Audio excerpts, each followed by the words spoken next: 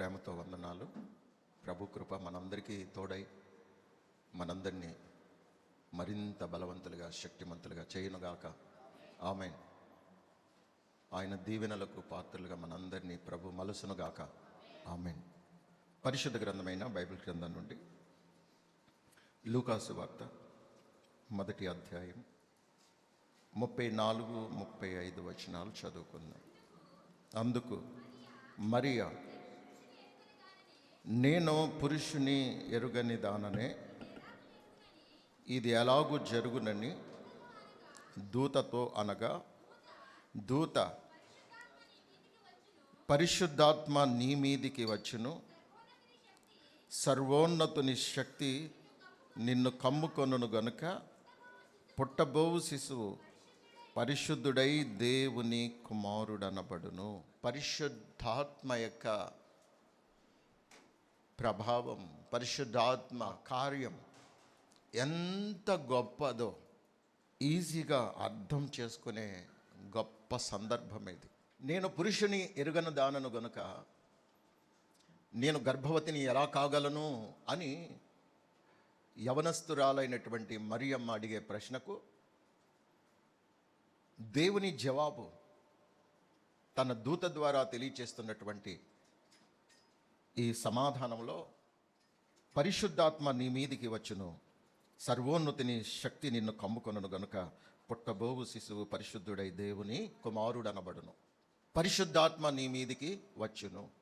మరియ గారికే కాదు, ఈ రోజున మనందరికీ వర్తింపచేసేటువంటి ఒక వాగ్దానపూరితమైనటువంటి ఉన్నతమైనటువంటి అనుభవం ఇది.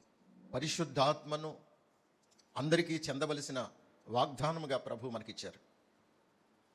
ఆ రోజున నమ్మినటువంటి మరియమ్మ గారిలో ఆ పరిశుద్ధాత్మ కార్యం గర్భం దాల్చి ఒక పరిశుద్ధుడైన దేవుని కుమారుడిగా ఈ భూమి మీదకి ఒక శిశువుగా జన్మనిచ్చినటువంటి యేసు అనే దైవ స్వరూపాన్ని ఈరోజు మనము కూడా యేసుక్రీస్తు అనేటువంటి ఆ దైవ స్వరూపాన్ని మనము కూడా పరిశుద్ధాత్మ ద్వారా గర్భం దాల్చడానికి దేవుడు మనకు కూడా అట్టి కృపను అనుగ్రహించడానికి ఆయన ఇష్టపడుతున్నారు. పరిశుద్ధాత్మ కార్యం అనేది అంటే పరిశుద్ధాత్మ పరిశుద్ధుల మీదకి వచ్చినప్పుడు పరిశుద్ధులలో ఒక సృజనాత్మకమైనటువంటి ఆ ప్రక్రియ జరుగుతుంది.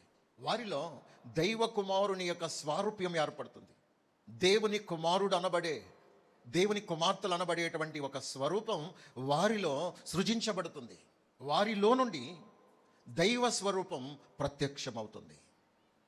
వారిలో నుండి దైవ స్వరూపం డెలివరీ అవుతుంది. ఇది మనందరి జీవితంలో జరగాలని దేవుని యొక్క ఉన్నత సంకల్పం.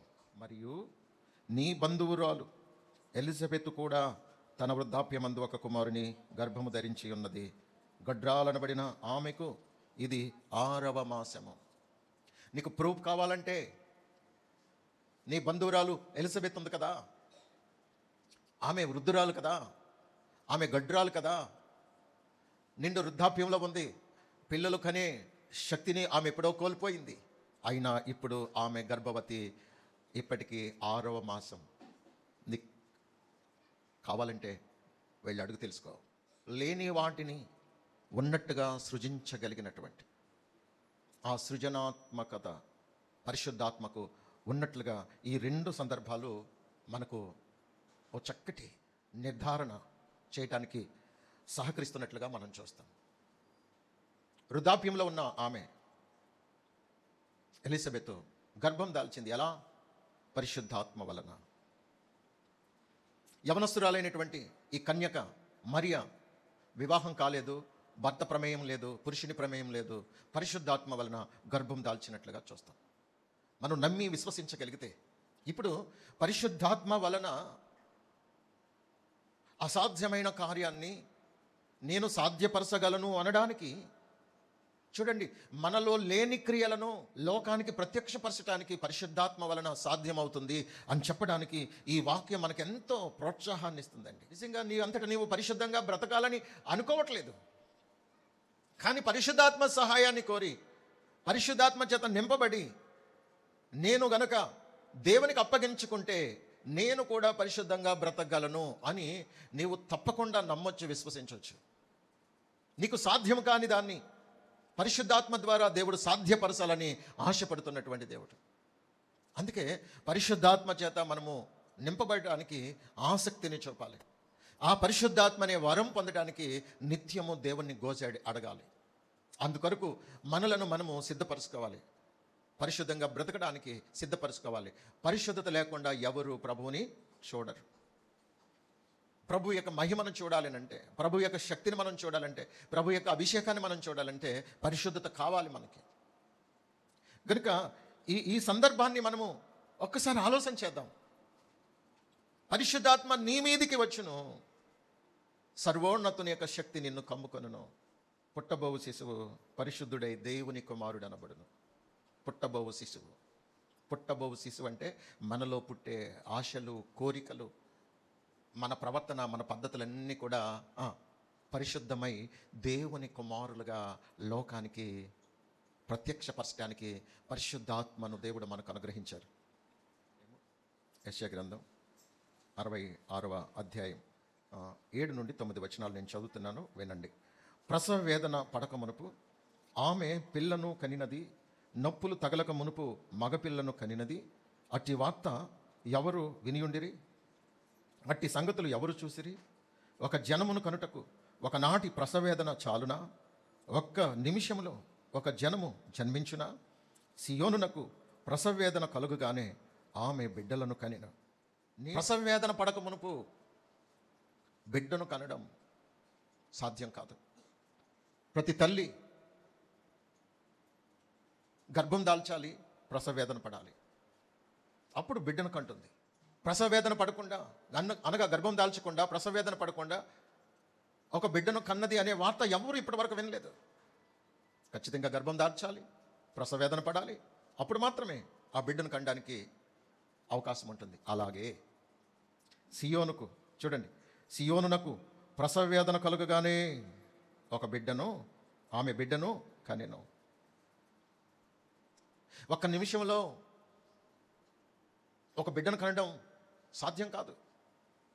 ఒక బిడ్డను కనాలి అని అంటే 9-10 మాసాలు ఆ తల్లి ఆ గర్భాన్ని ధరించి, ఆ గర్భాన్ని మోసి, ఆ 9వ నెలలో 10వ నెలలో ఆ బిడ్డకు జన్మనిస్తుంది. అలాగే మన జీవితంలో పరిశుద్ధుడైన దేవుని క్రియలు లోకానికి ప్రత్యక్షపరచాలంటే అప్పటికప్పుడు జరిగిపోయేది కాదు. మనలో దేవుని వాక్యాన్ని వింటున్నప్పుడు ఈ దేవుని వాక్య సందేశాలను మన హృదయంలో భద్రపరుచుకుని వీటిని మనం గర్భం దాల్చాలి. ఈ క్రియారూపకమైనటువంటి జీవితాన్ని నేను నా జీవితంలో తప్పకుండా నేను కలిగి ఉండాలి అనేటువంటి భారభరితమైన హృదయం మనలో ఏర్పడాలి.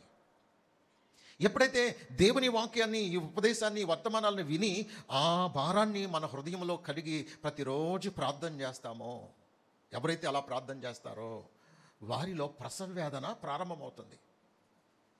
ఈ ప్రసవ వేదన కాస్త ఒక రోజున ఖచ్చితంగా నువ్వు ఏదైతే ప్రార్థించావో, ఏ వర్తమానాల ద్వారా నువ్వు బలపడి భారంతో నింపబడి దేవుని సన్నిధిలో నీవు పరిశుద్ధాత్మ చేత నింపబడి, ప్రభువా నేను ఇలా బ్రతకాలనుకుంటున్నాను, మీ వాక్య ప్రకారంగా జీవించాలనుకుంటున్నాను, నీ బిడ్డగా జీవించాలనుకుంటున్నాను అనేటువంటి తపన భారం నీలో ఎప్పుడైతే సంపూర్ణమయ్యిందో అప్పుడు నీ క్రియలు అచ్చం వాక్యం ఎలా ఉందో నీ ప్రవర్తన, నీ జీవితం, నీ మాదిరి సేమ్ టు సేమ్ అలాగే ఉంటుంది.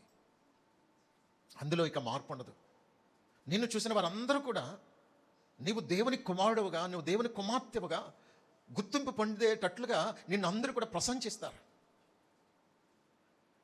మనలో పరిశుద్ధత నివాసం చేస్తుంది కనుక పరిశుద్ధుడైన దేవుని క్రియలే మనలో ప్రత్యక్షమవుతూ ఉంటాయి. ఎవరు చూసినా, ఎప్పుడు చూసినా మనము వారికి ఎలా కనపడతామంటే పరిశుద్ధులంగా కనపడతాము, మనము దేవుని పిల్లలంగానే కనపడతాం. ఆమేన్, హల్లెలూయా, దేవునికి మహిమ కలుగును గాక. అందుకు మనము గర్భం దాల్చాలి. ఆత్మ సంబంధమైనటువంటి విషయాలను మనము స్వీకరించి నేను ఇలాగే బ్రతకాలి, నేను ఇలాగే జీవించాలి, నా దేవుని వాక్య ప్రకారంగా నేను నమ్మకంగా బ్రతకాలనేటువంటి తీర్మానం ఎప్పుడైతే చేసుకుని అలాంటి భారంతో మనం నింపబడి ప్రార్థించి అలా బ్రతకటానికి ప్రయత్నం చేస్తామో దేవుడు అలానే మనల్ని మన జీవితాన్ని క్రియేట్ చేస్తూ ఉంటారు. ఆశ్చర్యకరమైనటువంటి జీవితాన్ని మనలో ప్రజలు చూడగలిగేటట్లుగా దేవుడు మనల్ని ఆయన బలపరిచి స్థిరపరుస్తారు. అందుకు కదా మనం దేవుని సన్నిధికి వచ్చేది. ఇలాంటి జీవితాన్ని ఆశించే కదా దేవుని సన్నిధికి వచ్చేది. మరి మనలో ఈ భారం, ఈ పరిశుద్ధాత్మ ద్వారా మనలో ఈ ప్రసవ వేదనతో కూడిన ప్రార్థనా జీవితం ప్రారంభమైతే విన్నదాన్ని వినిన క్షణం నుండే మనలో వింటూ ఉన్నప్పుడే రోషం కలగాలి, భారం కలగాలి, ఆసక్తి పెరగాలి. అవును ప్రభువా, మమ్మల్ని ఇలా బ్రతకమని చెప్తున్నారు కనుక నేను ఇలాగే బ్రతుకుతాను ప్రభువా. నాకు ఈ లోకాశలు వద్దు, వాటిలో ఏమీ లేదు, అదంతా మోసం, భ్రమ, నేను మీ కొరకే బ్రతకాలి అనేటువంటి ఒక ప్రసవేదన ఎప్పుడైతే ప్రారంభమవుతుందో ఎంత త్వరగా స్పందిస్తావో అంత త్వరగా నీలో డెలివరీ అనేది జరుగుతుంది. అందుకే మనం విన్నదాన్ని వినేసిపోవడం వలన ప్రయోజనం ఏమీ లేదు, వేస్ట్. కొంతమంది 7th మంత్లోనే డెలివరీ అవుతూ ఉంటారు. మామూలుగా అయితే 9వ నెల 10వ నెలలో డెలివరీ అవ్వాల్సినటువంటి డెలివరీ చాలామంది 7వ నెలలో పుట్టిన పిల్లలు ఉంటారు. కావాలితే చూసుకోండి. మన ఆధ్యాత్మిక జీవితంలో ఈ ప్రసవ వేదన, గర్భం దాల్చే అనుభవం, ఆత్మ సంబంధమైనటువంటి జీవితం కొరకు వాక్యాన్ని విని ఆ ప్రకారంగా నువ్వు నడుచుకుంటే కనుక తప్పకుండా నీవు పరిశుద్ధుడైన దేవుని కుమారుడు, దేవుని కుమార్తె అనబడే విధంగా మన క్రియలు, మన ప్రవర్తన, మన జీవితం చూసేవారందరికీ కూడా అలానే ఉంటుంది. గల్తీ 4:11 నా పిల్లలారా క్రీస్తు స్వరూపము మీ యందు ఏర్పడి వరకు మీ విషయమై మరలా నాకు ప్రసవ వేదన కలుగుచున్నది. నా పిల్లలారా, ఎవరంటున్నారు ఈ మాట? దైవజనుడు. నా పిల్లలారా అంటే మీ అందరి కొరకు నేను ప్రసవ వేదన పడ్డాను. మిమ్మల్ని దేవుని వాక్యం చేత నేను కన్నాను. నేను భారం కలిగి ప్రార్థించడం ద్వారా, ఉపవాసాల నుండి ప్రార్థించడం ద్వారా, కన్నీరు విడిచి ప్రార్థించడం ద్వారా, ఇదిగో నేను చెప్పిన వాక్యానికి మీరు లోబడి మీ జీవితాలు ఆధ్యాత్మికంగా రూపాంతరం చెందాయి. ఒకానొకప్పుడు మీ పాత జీవితాన్ని విడిచిపెట్టి ఒక క్రొత్త జీవితాన్ని, నూతన జన్మానుభవాన్ని మీ జీవితంలో కానొకప్పుడు మీరు కలిగి ఉన్నారు. అప్పుడు నేను చాలా సంతోషించాను. కానీ కొంతకాలం మీకు దూరం అయ్యేటప్పటికి మీలో మరలా లోకాశలు చోటు చేసుకున్నాయి కనుక ఇప్పుడు మిమ్మల్ని చూస్తుంటే నాకు బాధ అనిపిస్తుంది, వేదన అనిపిస్తుంది. కాబట్టి మరలా ఇప్పుడు మీ విషయమై నేను ప్రసవ వేదన పడవలసి వచ్చింది. ఎందుకు అనంటే క్రీస్తు స్వరూపము మీ యందు ఏర్పడాలని. ఏ స్వరూపం అట?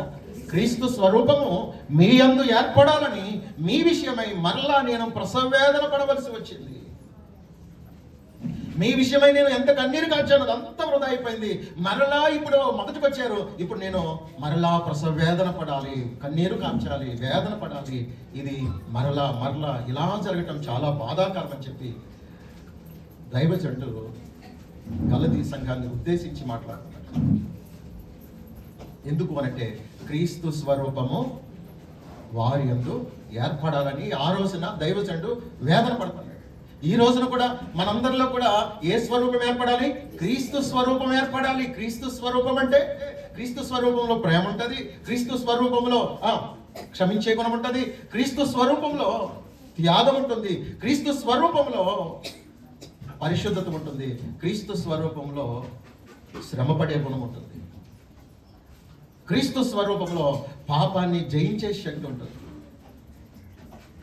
క్రీస్తు స్వరూపము మీ యందు ఏర్పడాలి, క్రీస్తులా మీరు కనపడాలి, క్రీస్తులా మీరు బ్రతకాలి, అది నా ఆశ అని దైవజనుడు ఆ సంఘమును చూసి బాధపడుతూ వారు భ్రష్టులైపోయినటువంటి పరిస్థితిని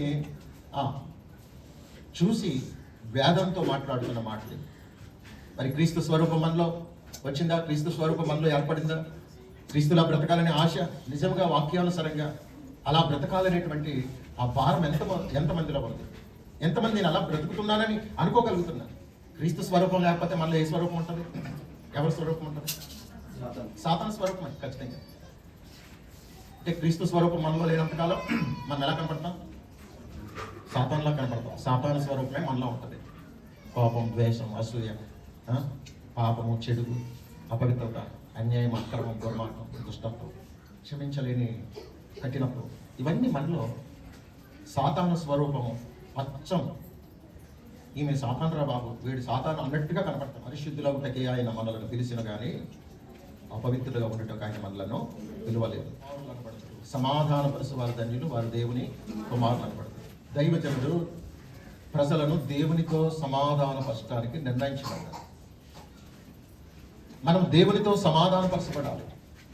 నువ్వు దేవునితో సమాధానంగా లేవు, దేవునితో నువ్వు చాలా విరోధంగా ఉన్నావు. చాలా మంది స్త్రీలైనా పురుషులైనా సరే, నేను చేయను, నేను వినను, నేను లోపడను, నా ఇష్టం అన్నట్టుగా ఉంది. అప్పుడు దేవునికి ఎలా ఉంటుంది చెప్పండి? కోపం వస్తుంది రాదా? అప్పుడు దేవుడు మనతో విరోధంగా ఉన్నారా, ప్రేమగా ఉన్నట్టు? ఇప్పుడు దేవుడు చెప్పింది చేయట్లేదు, పాస్టర్ చెప్పింది చేయట్లేదు, మనం ఏది చేయట్లేదు, లోబడట్లేదు. అప్పుడు మనం దేవుని దృష్టికి ఎలా ఉంటామండి? సమాధానంగానా, అసమాధానంగానా? సమాధానం లేని వారంగానే ఉంటాం. మరి దేవునితో మనం సమాధానపరచబడడానికి దేవుడు తన దైవజనుడి ద్వారా మన లోపాలేంటో ఎత్తి చూపించి, మీరు దేవునితో సమాధాన పడండి అని చెప్తుంటే చాలా మంది దేవునితో సమాధాన పడట్లేదు. నేను సమాధాన పరచాలనుకుంటున్నాను కనుక నేను దేవుని కుమారుడిని. నీవు సమాధాన పడటానికి ఇష్టపడితే నువ్వు దేవుని కుమారుడివి, దేవుని కుమార్తెవి. సమాధాన పడటానికి నువ్వు ఇష్టపడలేదు కనుక నువ్వెవరో తెలుసా? అపవాది సంబంధి, సాతాను సంబంధివి. నీకు దేవునితో సమాధాన పడటానికి కొంచెమైనా ఇష్టం లేదు. దేవునితో సమాధాన పడటానికి ఇష్టపడే వ్యక్తిమైతే నువ్వు ఏం చేస్తావు తెలుసా? గళ్ళు మరి ఏడ్చి పశ్చాత్తాపడి, ప్రభువా నేను పాపిని ఒప్పుకుంటావు. కానీ పాపిని ఒప్పుకొని పశ్చాత్తాపడి మనసు నీకు లేదుగా. గర్వం అడ్డొస్తుంది నీకు. చాలా మందికి గర్వం అంటే, అందరిలో నేను ప్రభువా పాపిని ఒప్పుకుంటే వీళ్ళందరూ ఏమనుకుంటారు? పశ్చాత్తాపడటానికి అంత నామసియా, ఇగో ఫీలింగ్ చాలా మందికి. పశ్చాత్తాపడటానికి నీకు ఏంటండి? పశ్చాత్తాపం ఒక్కటే దేవునితో సమాధాన పడటానికి పరిష్కార మార్గం. దేవునితో నువ్వు సమాధాన పడితేనే దేవుని బిడ్డ అవుతావు. నువ్వు దేవునితో సమాధాన పడకపోతే కనుక నువ్వు సాతాను సంబంధువుగానే మిగిలిపోతున్నావు. దేవునితో సమాధాన పడ్డాననే ఆ నిశ్చయత నీకుందా? దేవునితో ఎందుకు సమాధాన పడలేకపోతున్నావు? ఆయన విరోధంగా ఎందుకు ఉంటున్నావు? నీకు దేవుని బిడ్డగా ఉండాలనే ఆశ నీకు ఎందుకు రావటం లేదు? ఉందే, ఆశ ఉంది, కానీ ఆ విధంగా నీవు స్పందించలేకపోతున్నావు. దేవునితో సమాధాన పడితే కనుక నువ్వు దేవుని కుమారుడు, దేవుని కుమార్తె అవడానికి దేవునికి అధికారం ఇచ్చాడు. ఎందరు దేవుని అంగీకరించారో వారందరికీ అనగా ఆయన పిల్లలగుటకు ఆయన అధికారము అనుగ్రహించారు. ఎక్కడ? యోహాను సువార్త 1వ అధ్యాయం, యోహాను సువార్త 1వ అధ్యాయం 12వ వచనం. తన్ను ఎందరు అంగీకరించారో, అనగా యేసు క్రీస్తును ఎందరు అంగీకరించారో వారందరికీ, అనగా తన నామమునందు విశ్వాసముంచి వారికి దేవుని పిల్లలగుటకు ఆయన అధికారం అనుగ్రహించాను. వారు దేవుని వలన పుట్టిన వారే గాని రక్తము వలనైనను, శరీరేచ్ఛ వలనైనను, మనసేచ్ఛ వలనైనను పుట్టిన వారు కారు. ఆ వాక్యము శరీరధారి అయి కృపా సత్య సంపన్నుడిగా మన మధ్య నివసించెను. ఆ వాక్యము శరీరధారి. చూడండి, ఆయన శరీరధారి అయి తన స్వకీయుల యొక్కకు వచ్చారంట. కానీ వారు ఆయనను అంగీకరించలేదట. యేసుక్రీస్తు ప్రభు వారు తన స్వకీయుల యొక్కకు వచ్చారు. వీళ్ళు నా వాళ్ళు అనుకుని యూదుల దగ్గరికి వెళ్తే నువ్వు మాకు అక్కర్లేదని వాళ్ళు వ్యతిరేకించారు. వ్యతిరేకిస్తే ఇప్పుడు ప్రభు ఏమంటారంటే, ఎవరో వ్యతిరేకిస్తే వ్యతిరేకించారులే, కానీ మీరైనా నన్ను అంగీకరించే మనసు ఉంటే గనక వారికి లేని ధన్యత మీకు నేను ఇస్తాను. వాళ్ళు అంగీకరించలేదు కనుకనే ఆ మహామహిమ కలిగిన దేవుడు మా వరకు వచ్చారు. వారు అక్కడ హింసించారు కనుకనే ఆ సువార్త ప్రపంచాలకు వ్యాపించింది. మీకు తెలుసా, యెరూషలేములో ఒకవేళ దేవుని అంగీకరించిన వారిని హింసించి ఉండకపోతే కనుక మన భారతదేశానికి సువార్త వచ్చేది కాదు, విస్తరించేది కాదు.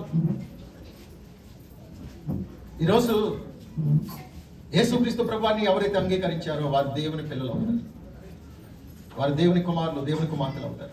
అంగీకరించడం అంటే ఆ వాక్యము శరీరధారి, అనగా వాక్యమై ఉన్నటువంటి యేసుక్రీస్తు శరీరధారికి లోకానికి వచ్చారు కనుక ఆయన వాక్యాన్ని ఎవరైతే అంగీకరిస్తారో, ఆ వాక్య ప్రకారం ఎవరైతే జీవిస్తారో, ఆయన చెప్పినట్లుగా ఎవరైతే బ్రతుకుతారో వారందరికీ దేవుని పిల్లలు అవడానికి దేవుడు అధికారం ఇచ్చాడు. ఆయన అంగీకరించాలి. అంగీకరించినటువంటి వాక్యాన్ని వింటున్నప్పుడు వాక్యాన్ని విని నువ్వు మారుమనసు పొందాలా, మారుమనసు పొందాలి. బాప్తిస్మం పొందాలా, బాప్తిస్మం పొందాలి. పరిశుద్ధాత్మను పొందాలా, పరిశుద్ధాత్మను పొందాలి. అది నువ్వు దేవుని అంగీకరించినట్టు. వాక్య ప్రకారంగా స్పందించడం, వాక్య ప్రకారంగా జీవించడం. మనం శరీరేచ్ఛ వలన పుట్టిన వారుగా ఉండాలని కాదు దేవుడు ఇక్కడ తీసుకొచ్చింది. మనం ఎలా పుట్టాలి తెలుసా? వాక్యం వలన మళ్ళా మనము నూతన జన్మానుభవంలోనికి రావాలి. నూతన జన్మానుభవంలోనికి రావాలి. ఎలాగో? వాక్యాన్ని విని ఆ ప్రకారంగా మన ప్రవర్తనని సరిదిద్దుకోవడానికి దేవుడు మనకు ఇట్టి గొప్ప భాగ్యాన్ని ఇచ్చారు, దేవుని పిల్లలు అవడానికి. మరి దేవుని పిల్లలు ఎలా అవుతాం? మనం ఊరికనే వచ్చి కూర్చుని వెళ్ళిపోతే దేవుని పిల్లలు అవలేం. వాక్యాన్ని వినాలి, ఆ వాక్య ప్రకారంగా జీవించాలనే తపన మనలో రావాలి. మన క్రియలు మార్చుకోవాలి, మన పద్ధతులు మార్చుకోవాలి. ఎప్పటి నుండో పేరుకుపోయినటువంటి పాపపు నైజం ఏదైతే ఉందో, శరీరేచ్ఛలు ఏవైతే ఉన్నాయో, మనుషేచ్ఛలు ఏవైతే ఉన్నాయో, వీటన్నిటినీ కూడా మనం ఒక్కొక్కటి దేవుడు మాట్లాడుతున్న ప్రతిసారి మన జీవితంలోంచి తొలగించుకోవాలి.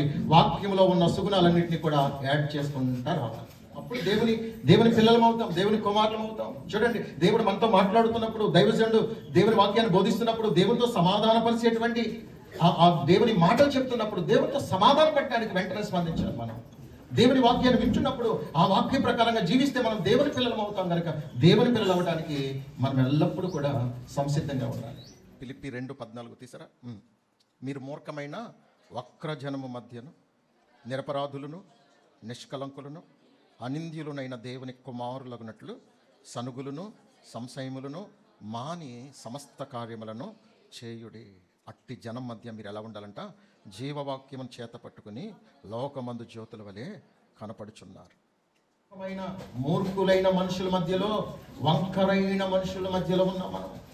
వంకర సూపులు, వార సూపులు, మోహపు సూపులు, డబుల్ మీనింగ్ మాటలు, ఇలాంటివి మనలో ఉండకూడదు. ఈ మూర్ఖమైన వక్రజనం మధ్య మీరు ప్రత్యేకించబడిన వారికి ఉండాలి. ఎలా అంట? నిరపరాధులుగా ఉండాలి. అపరాధం అనేది మీలో ఏది ఉండకూడదు. అనింద్యులుగా ఉండాలి, అనగా నిందలేని వారిగా, నిష్కలంకులుగా ఉండాలి, కలంకం లేని వారిగా. అలా దేవుని కుమారులు అవుతారు. అలాగే ఎవరైతే ఉన్నారో వాళ్ళు దేవుని కుమారులు అవుతారు. మనం దేవుని కుమారులు అవ్వాలంటే మూర్ఖమైనటువంటి మనుషులు ఎవరైతే ఉన్నారో వారి మధ్య నుండి మనం సెపరేట్ అవ్వాలి. కొంతమంది మూర్ఖంగా మాట్లాడే వాళ్ళు ఉంటారు, మూర్ఖంగా ప్రవర్తించే వాళ్ళు ఉంటారు. వారి నుండి నువ్వు వేరవ్వాలి, ప్రత్యేకంగా ఉండాలి. నీ స్నేహం మారాలి, నీ అలవాట్లు మారాలి. అప్పుడు దేవుని కుమారులం అవుతాం. చూడండి, పరిశుద్ధాత్మ నీ మీదకి వచ్చినప్పుడు, సర్వోన్నతుని యొక్క శక్తి నిన్ను కమ్ముకున్నప్పుడు, నీవు పరిశుద్ధమైన ఆలోచనల చేత నింపబడతావు. పరిశుద్ధతను గూర్చినటువంటి ఆ ప్రత్యేకించబడిన జీవితాన్ని జీవించడానికి ఎల్లప్పుడూ జాగ్రత్త పడతావు. అప్పుడు నువ్వు దేవుని కుమారుడుగా, దేవుని కుమార్తెగా లోకానికి ఆ ప్రత్యక్షత నువ్వు చూపిస్తావు. నేను దేవుని కుమారుడిని, నేను దేవుని కుమార్తెని అన్నట్టుగా నీ క్రియలు కనపరుస్తావు. రోమాపత్రిక 8వ అధ్యాయం 13-14 వచనాలు. మీరు శరీరానుసారముగా ప్రవర్తించిన ఎడల సావవలసిన వారే ఉందురు గాని ఆత్మచేత శారీర క్రియలను చంపిన ఎడల జీవించెదరు. దేవుని ఆత్మచేత ఎందరు నడిపింపబడుదురో వారందరూ దేవుని కుమారులై ఉందురు. ఆత్మచేత శరీర క్రియలను ఎలా చంపుతాం? ఆత్మచేత అనగా పరిశుద్ధాత్మను పొందాలనే తపన నీలో ఉన్నప్పుడు పరిశుద్ధంగా బ్రతుకుతాం. ఇప్పుడు పరిశుద్ధత లేకుండా పరిశుద్ధాత్మను పొందలేమని గత వారాల్లో మనం విన్నాం.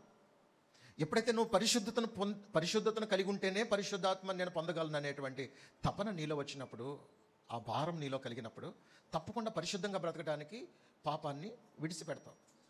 ఎప్పుడైతే ఆత్మచేత నువ్వు నింపబడ్డావో, పరిశుద్ధాత్మ చేత నింపబడ్డావో, ఈ పరిశుద్ధాత్మ చేత ఇప్పుడు నడిపించబడుతున్నప్పుడు మనము ఇక శరీర క్రియల వైపు చూడము. శరీర క్రియల మీద అసహ్యం కలుగుతుంది. మనలో ఉన్న పరిశుద్ధాత్మ ఇది చేయకూడదు, ఇది చూడకూడదని పరిశుద్ధాత్మ చేత మనం నడిపించబడుతున్నప్పుడు శరీర క్రియలని మనం ఏం చేస్తామంటే చంపేస్తాం. ఒక్కసారి చిచ్చి, ఈ క్రియల చేతే కదా నేను సావవలసిన స్థితికి వచ్చాను, నరకానికి వెళ్ళిపోయే పరిస్థితికి వచ్చాను అని మనం ఎప్పుడైతే భయంతో, వణుకుతో ఇలాంటి క్రియలు నేను ఇంకెప్పుడూ చేయకూడదు అనుకుంటామో, ఇప్పుడు ఆ క్రియలు మనలో కనపడవు. మనలో కనపడట్లేదంటే చచ్చిపోయినాయి అని అర్థం. ఆమేన్. వాటిని ఏం చేయండి? కోకటి వేళ్లతో పీకి పారవేయాలి. ఆ క్రియలు మనలో కనపడవిక. కనిపించవు. మనము చేయకపోతే అవి మనలో కనిపించవు. అంటే ఒక విధంగా చెప్పాలంటే మన జీవితంలో ఆ పాపపు క్రియలన్నీ చచ్చిపోయినాయి, చంపేశాం మనం. ఎప్పుడైతే ఆత్మచేత శారీరక క్రియలను చంపామో అప్పుడు దేవుని ఆత్మచేత మనము నడిపించబడతాం. ఎందరూ దేవుని ఆత్మచేత నడిపించబడతారో వారందరూ ఇప్పుడు దేవుని కుమారులై ఉంటారు. అబ్బా, పరిశుద్ధాత్మచేత నింపబడి పరిశుద్ధాత్మచేత నడిపించబడుతూ ఉంటే మనందరం కూడా ఎలా మారిపోతున్నాం? ఇప్పుడు దేవుని కుమారులుగా, దేవుని కుమార్తెలుగా మారిపోతున్నాం. చూడండి, ఒకదానితో ఒకటి లింక్. వాక్యానుసారంగా జీవించడం ద్వారా మనం పరిశుద్ధులం అవుతాం. పరిశుద్ధులంగా జీవించాలనే ఆ తీర్మానం ఎప్పుడైతే వచ్చిందో, పరిశుద్ధాత్మ మన మీదకి వచ్చి సర్వోన్నతిని యొక్క శక్తి మనల్ని కమ్ముకొని మనము క్రీస్తు స్వరూపాన్ని కలిగి ఉంటాం గనుక లోకానికి దేవుని కుమారులుగా, దేవుని కుమార్తెలుగా మనము ప్రత్యక్షమవుతాం. లోకానికి మనము దేవుని యొక్క స్వారూప్యాన్ని చూపించగలుగుతాం. దేవుని కుమారులుగా మనం చేయబడిన తర్వాత ఆ ఆనందమే వేరండి. ఆమేన్, హల్లెలూయా. దేవునికి మహిమ కలుగును గాక. ప్రియులరా, ఇప్పుడు మీకు అర్థమైంది అనుకుంటున్నాను. యవనస్తురాలుగా, కన్యకగా ఉన్నటువంటి మరియమ్మ గారిని దేవుడు చూసినప్పుడు ఆమెలో ఒక నీతి ఉంది, ఆమెలో భక్తి ఉంది, ఆమెలో శ్రద్ధ ఉంది. ఆమె ప్రత్యేకంగా బ్రతకాలనే తపనతో బ్రతుకుతుంది ఆనాటికి. అందుకు దేవుడు ఆమెను సెలెక్ట్ చేసుకున్నాడు. ఇలాంటి వాళ్ళ ద్వారా నేను లోకానికి ప్రత్యక్షం కావాలి అనుకున్నాడు. ఈరోజు అలాంటి నైజం, అలాంటి మనసు, అలాంటి తీర్మానం, అలాంటి పట్టుదల, అలాంటి భక్తి, అలాంటి నిష్ఠ ఎవరైతే కలిగి ఉంటారో అలాంటి వారిని దేవుడు మనలో అనేక మందిని ఏర్పాటు చేసుకుని మన ద్వారా దేవుని స్వరూపాన్ని, ఆ స్వారూప్యాన్ని లోకానికి చూపించాలని దేవుడు ఆశపడుతున్నాడు. నేను క్రీస్తుని చూపించాలనే ఆశ నీలో ఉంటే కనుక దేవుడు నిన్ను సెలెక్ట్ చేసుకుంటాడు. నీ మీదకి తన పరిశుద్ధాత్మను పంపించి ఆ సర్వోన్నతిని యొక్క శక్తి ద్వారా నేను నడిపిస్తారు. ఆయన నువ్వు ఎక్కడ బలహీనపడకుండా, చెడిపోకుండా, పడిపోకుండా ఆయన కాపాడటానికి నీకు పరిశుద్ధాత్మను దేవుడు కాపుగా ఉంచుతాడు. ఆమేన్. అలాగే ఎంతమంది ఆశపడుతున్నారు? ఉందా ఆశ? మనమందరం దేవుని పిల్లలం కావాలి. మనమందరం దేవునికి ఆయన మహిమను చాటి చెప్పడానికి. యేసుక్రీస్తు అంటే నాలా ఉంటారు అని ఆయన స్వారూప్యాన్ని మనం లోకానికి చూపించాలని దేవుడు మనల్ని పిలిచాడరా, మనల్ని ఎన్నుకున్నాడు. ఆయన మనల్ని నమ్మి మనకి ఇటు గొప్ప భాగ్యం ఇచ్చారు ప్రభు. అందుకే ఆయన నమ్మకాన్ని వమ్ము చేయకుండా, ప్రభు నేనున్నాను. ఆ రోజు మరియమ్మ కాదు, ఈరోజు నేను ఇంకా మీ మహిమను చూడాలని, మీ స్వరూపాన్ని నాలో లోకానికి చూపించాలని ఆశగా ఉన్నాను. మీ పరిశుద్ధాత్మను నా మీదకి పంపించండి ప్రభు. సర్వోన్నతుడా, మీ శక్తితో నన్ను నింపండి. నేను బలహీనుడిని, బలహీనరాలని, నా వలనైతే సాధ్యం కాదు, కానీ మీ వలన సాధ్యమయ్యా. మీ ఆత్మతో నన్ను నింపండి, నాకు అట్టి భాగ్యం ఇవ్వండి అని ఆ పరిశుద్ధాత్మను కోరుకుంటే పరిశుద్ధాత్మ చేత ఆయన మనల్ని నింపుతారు, పరిశుద్ధాత్మను మన మీదకి పంపుతారు. అందరం లేచి నిలబడి ప్రభుని అడుగుదామా? Thank you lord. యేసయ్యా, నిజంగా మనలో భారం ఉంటే ఆయన మనతో కలిసి నడవటానికి, నడిపించడానికి ఆయన ఇష్టపడుతున్నారు. మీకు అర్థం అవ్వాలి. వాక్యం అర్థం చేసుకునే మనసుని ప్రభుని అడగాలి. వాక్యం వింటున్నాం, ఇది అర్థం కాకపోతే ఏమి తికమక్కగా ఉంటుంది. మనకు అర్థమైతే హృదయంలో ఎగిరి గంతేసినట్టుగా ప్రభునందు ఆనందించగలుగుతాం. మీకు నిజంగా వాక్యం అర్థమైందో లేదో నాకు తెలియదండి. మరి నాకు అర్థమైన వాక్యం, నాకు అర్థమైనటువంటి ఈ విషయం మీకు కూడా అర్థమైందని అనుకుంటున్నాను. ఎంత తేటగా ప్రభు మనతో మాట్లాడారో. ఇది కూడా మీకు అర్థం కాకపోతే నేను ఇంకేమీ చేయలేనండి, ఇంకేం చేయలేను. మీకు ఇంకెలా చెప్పాలి? నాలో కలిగిన భారం, నాలో ఉన్న ఆశ మీలో కూడా నింపాలని పరితపిస్తున్నాను. ఇంకెంతకంటే వివరంగా ఇంకెలా చెప్పాలో నాకు అర్థం కాదు. పరిశుద్ధాత్మను పొందటం వలన నువ్వు ఎంత గొప్ప శక్తివంతమైన వ్యక్తిగా మారిపోతావో ఇంకెంతకంటే వివరణ నీకు అక్కర్లేదని అనుకుంటున్నాను. ఒకసారి ఆలోచన చేయి.